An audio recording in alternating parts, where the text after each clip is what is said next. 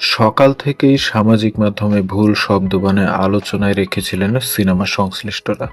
বলা হচ্ছিল তুফানি ঝড় আসছে।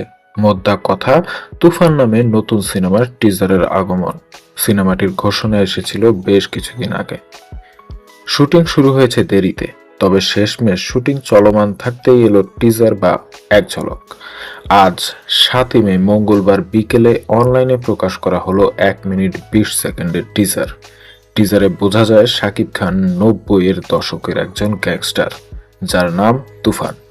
টিজারের শুরুতেই শাকিবের কণ্ঠে শোনা যায়, পূর্বের কথা মোতাবেক এখন থেকে পুরো দেশকে তুফানের হাতে তুলে দেব। সে যা চাইবে পাইবে, যা করিতে চাইবে করিবে, তাহাকে কোনো কিছুতেই বাধা দেওয়ার এখতিয়ার কেউ রাখিতে পারিবে না। আর এর ব্যত্যয় ঘটিলে কি হতে পারে সেই ভয়ঙ্কর পরিস্থিতি ফুটে উঠেছে ট্রেইলারে।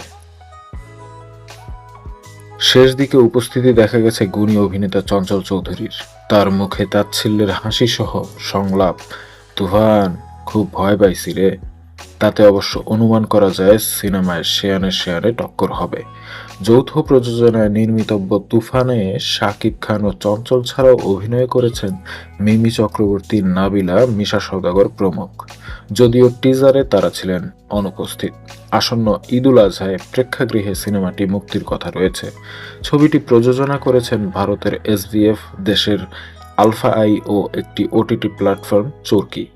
আর পরিচালনা করেছেন পরিচালক রায়হান রাফি। তবে টিজার প্রকাশের পরপরই আলোচনা শুরু হয়েছে এটি কিছুদিন আগে মুক্তি পাওয়া বলিউডের সিনেমা রণবীর কাপুর অভিনীত অ্যানিমেলের কপি। এমনকি অনেকে কেজিএফ এর সঙ্গেও মিল পাচ্ছেন।